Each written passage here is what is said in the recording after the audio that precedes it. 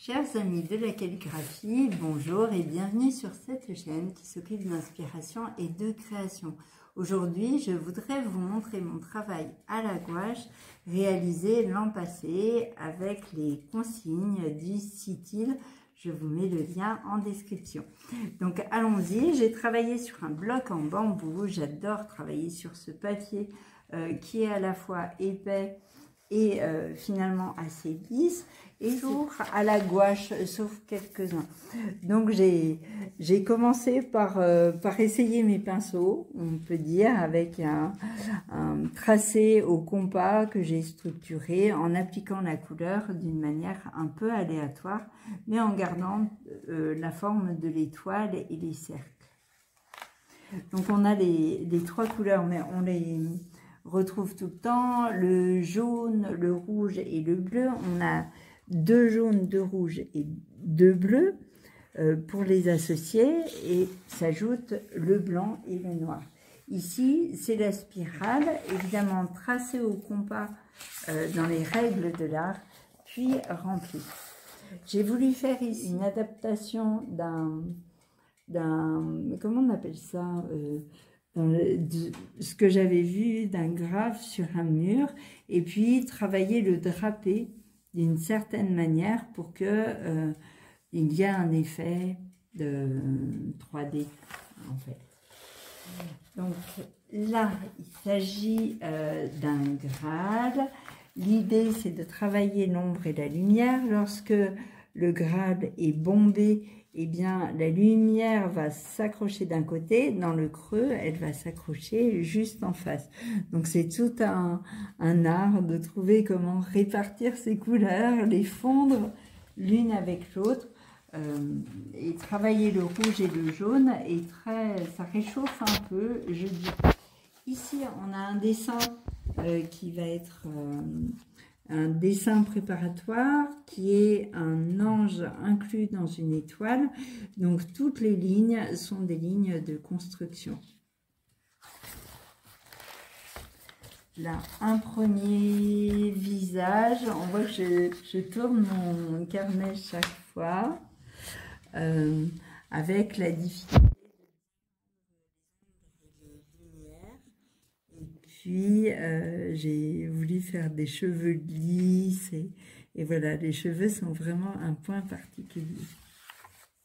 Ensuite, ce que je préfère faire, je me suis amusée avec mon compas et mes gouaches, c'était en novembre, pour trouver des teintes supplémentaires en mélangeant mes 3 couleurs avec le blanc et le noir. Chaque fois, pour chaque partie, j'ai utilisé un mélange. Par exemple, on voit très bien 2 oranges, l'orange plus jaune, l'orange plus rouge, et puis si je mélange l'orange avec du bleu, j'obtiens des couleurs un peu à la fois pastel et un peu surprenantes, je trouve, qui se rapprochent d'un gris, et ce gris contient toutes les couleurs finalement. Ici, la recherche consiste à appliquer un cadre et à le faire tourner de 30 degrés chaque fois pour arriver jusqu'au mandala. Donc le damier qui est au fond est le cadre. Une étude du corps humain dans sa proportionnalité, c'est pour ça que j'ai quadrillé le fond avant de réaliser le personnage que j'ai fini par habiller d'une manière fantaisiste. Mais la recherche, c'était vraiment la recherche de la proportion réelle d'un corps. Combien mesure une tête par rapport aux pieds, par rapport aux jambes. Et donc, c'est un dessin d'étude qui peut servir à tous les personnages finalement. Ici, l'élément d'architecture existe. Il s'agit d'une petite chapelle à côté de la basilique de Fourvière que j'ai reproduite en face et de profil, mais d'après mes observations. Donc, sans doute que je me suis éloignée progressivement de sa vraie nature. La tête d'ange est effectivement réalisé à partir de l'étoile à 5 branches que j'ai reproduite en doré par-dessus pour montrer la construction du visage, notamment la place des yeux, du nez et de la bouche dans l'ovale. Cette rose est un dessin libre. Il s'agissait de créer une rose à 13 pétales et de voir comment je pouvais les organiser. Et puis finalement, j'ai eu envie de faire un fond noir et jaune pour mettre cette fleur en valeur.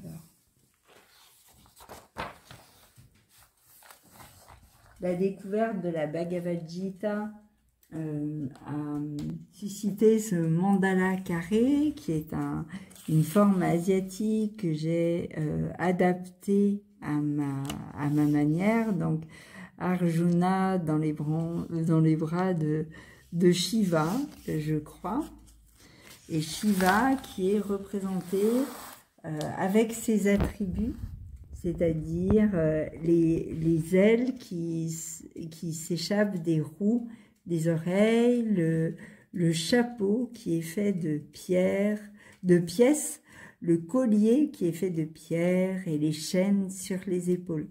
Donc j'ai apprécié de travailler avec le bleu outre-mer qui, à côté du noir, ressort beaucoup, tandis que le visage est au pastel. Si j'avais à refaire, je ferais peut-être un visage outre-mer. Et puis tout autour, sur fond rouge, la bataille. Un poisson doré. Voilà, j'ai changé brusquement de côté. Un poisson sur fond d'or avec des feuilles d'acanthe et le poisson a été réalisé avec une spirale. Ensuite, allez, on a déjà vu, il faut que je tourne.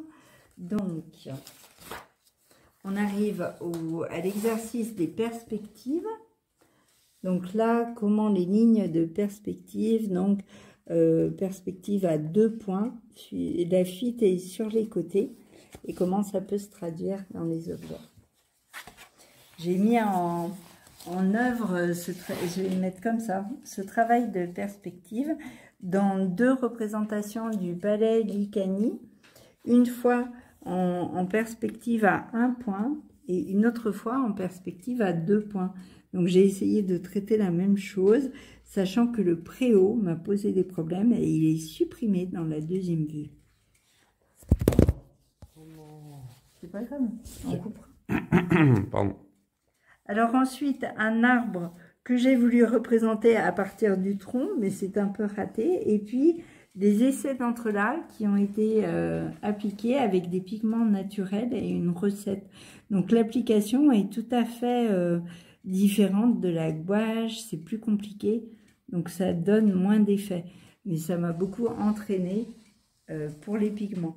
De même pour le petit beurre, il s'agit de pigments naturels préparés avec la recette au jaune d'œuf donnée par David Damour. Donc ce sujet ici est une étude, juste l'étude avec un début de couleur que je n'ai pas continué. J'ai fini d'apprendre ce que ça m'avait apporté et je n'ai pas trouvé le temps. Un exercice qui consistait à entourer une initiale de feuilles, de fleurs, etc. Là encore, ce sont des pigments naturels. Je le vois parce que ils ont tendance à accrocher un peu à la feuille, donc ça donne un effet moins net. Cette peinture est une peinture préparatoire pour une première page de livre. Donc j'aime beaucoup associer le violet, le orange et le vert, qui sont 3 couleurs de synthèse dans les pigments naturels.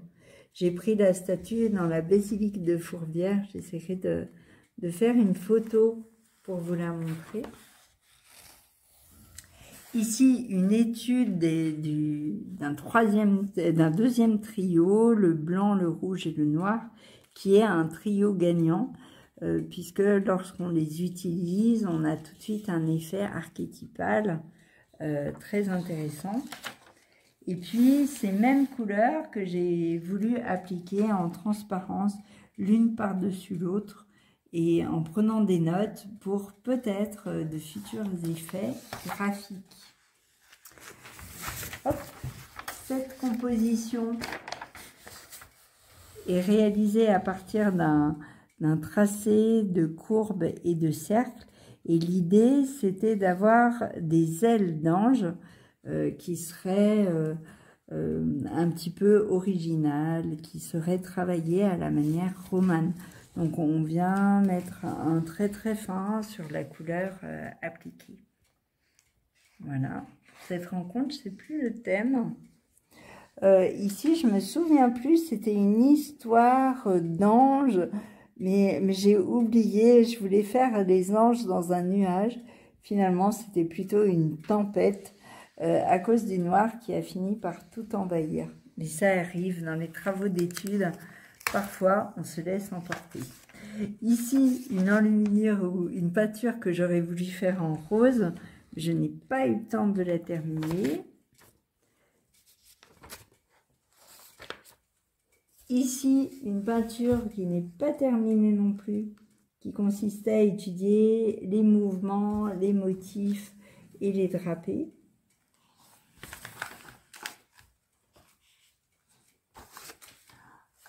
Là, un dessin préparatoire à ce qui a été réalisé sur le parchemin ensuite. On arrive presque au bout, je pense, de mes travaux de l'an passé. Saint-Antoine, les feuilles s'enfuient. Donc Saint-Antoine dans un cadre, et François d'Assise et Saint-Antoine sont deux dominicains qui ont parlé aux poissons que vous voyez là quand le monde marchait sur la tête. On a aussi travaillé les bordures avec les entrelacs, un dessin qui n'est pas exactement terminé encore, mais qui avait permis de faire voir les dessous dessus. Ici, le dessin m'a beaucoup passionné, déjà parce qu'il s'agit d'une formule magique Sator Arepo Tenet Opera Rotas, donc une formule magique, mais j'en ai parlé dans ma vidéo, et toutes les couleurs, enfin pas toutes, le noir et le jaune, sont obtenus à partir de la grenade. C'est suite à un atelier chez David Damour qu'il m'a donné ces pigments. Je les ai rehaussés de rose cochenille, en fait, et ça donne un ensemble qui me paraît très encourageant. Et voilà le dernier dessin de l'année, qui est un dessin aussi préparatoire à une couverture de livre qui met en scène une femme à la place de l'homme de Vitruve qu'on connaît habituellement. Et j'ai voulu multiplier les jambes, mais il y en a trop. Si je réalise ce dessin sur parchemin, je diminuerai leur nombre de jambes, ce qui fait qu'on aura un effet qui est moins dans l'esprit indien. Voilà pour les études et mon travail de l'année 2023-2024. À très bientôt pour mon travail 2024-2025. En attendant, prenez soin de vous et à très bientôt.